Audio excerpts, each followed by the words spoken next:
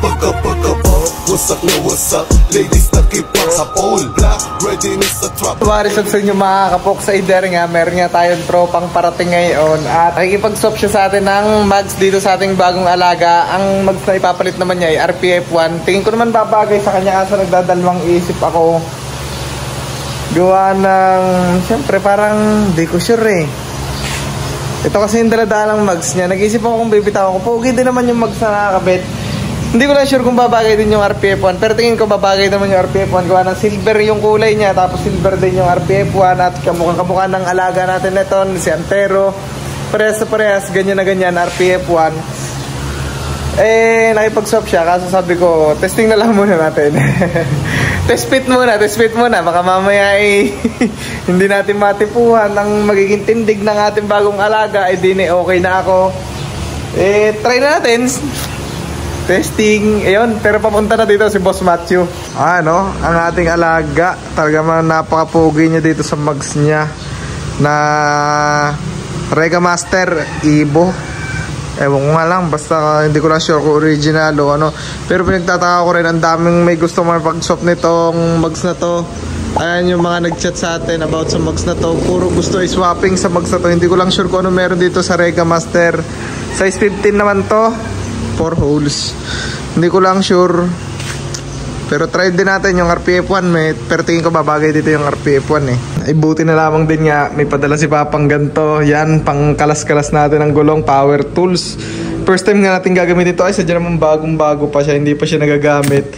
So first time din natin magagamit to. Salamat kay Papa at nagpapadala siya ng mga gantong tools na charge natin yung battery, full charge naman siya.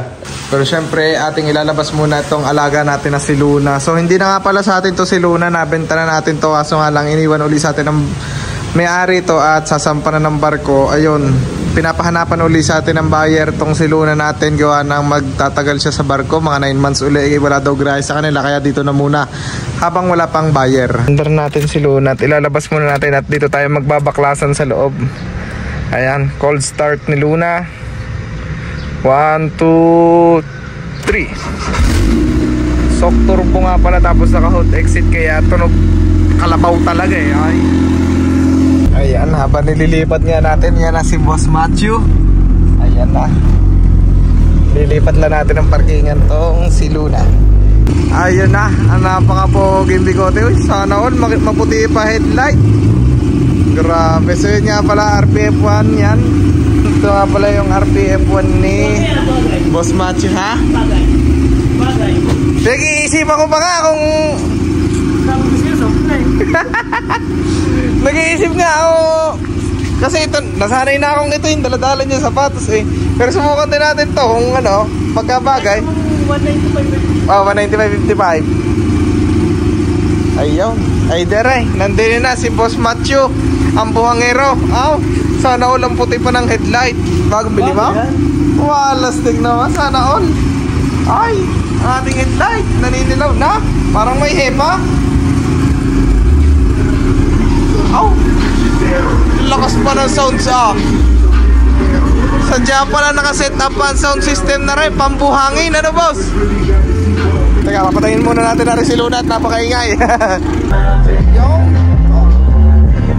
Inam na mga buhangin din ay pagkasakayog-yoga na maigay mga latulataw. Subukan natin na rin. Para nakakatakot eh, para makakabilog na rin. Ay para makakabilog. Yung dali pagka nakagat na yan. Nalabasan mo ng gulong. Okay na yan. Yung ibinababa na ni Boss Matthew. Parang babagay nga rin eh. Litaw na. RPF1. Naidere mga folks, napasalpak na. Ayan na. Mas bagay sa iyo pala yan. Mas pogi pag naka-star. Dini naman okay din. Bagay na kulinis. Dahil white. Okay. Ayan. Okay, let's go. Check na ulit natin si Luna at arrest kami ni Boss Matthew. Pasibat na. Papunta na kami ng Lemery at doon daw kami magsaswap. Nagtitrip, pabalik sa kaysa auto habang habol ko yung money, habol mo ay cloud. You know,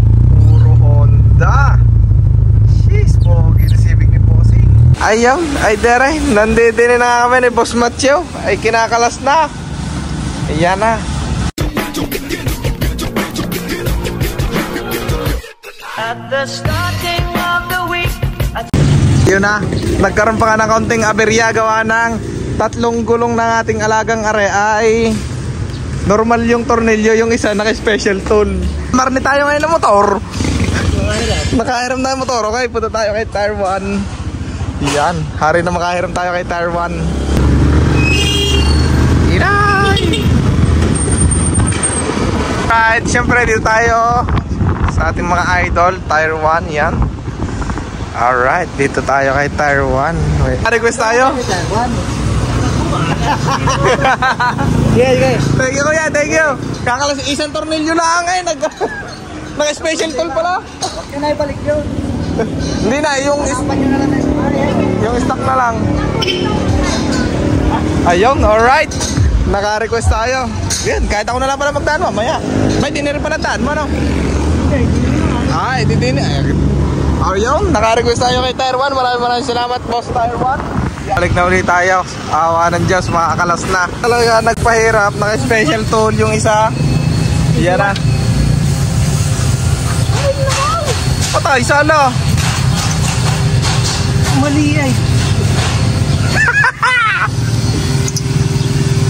Patay, paano papasok yan?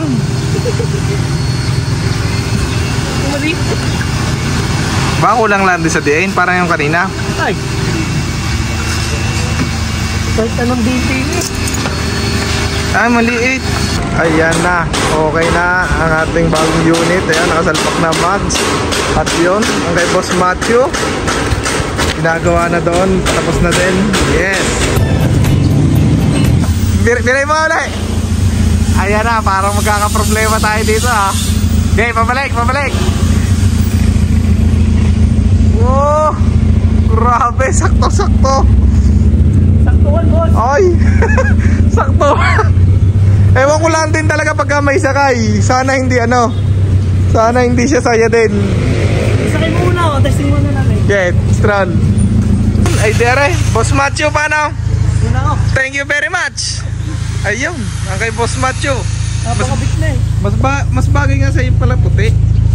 Nakaganan na rin ako dati. Ganyan din pala sa iyo dati, kaya pala kinuha mo yan. Oo, kaya sabi ko, bagay naman sa yung RPM. Bagay din naman dito, silver nga eh, gray. Oo, hindi, Ang pogi. titignan mo na lang ngayon. Yung pagsayad ng ano. Ayun, gawa ng 6.5 nga pala yon. Ara daw ay 7. Kaya possible pag may sakay sumabit doon. Pero sinubukan naman namin ni Boss Matthew, okay naman. Wala man sayad. Ewan ko lang pagkapuno, titingnan din natin. Pero overall okay naman.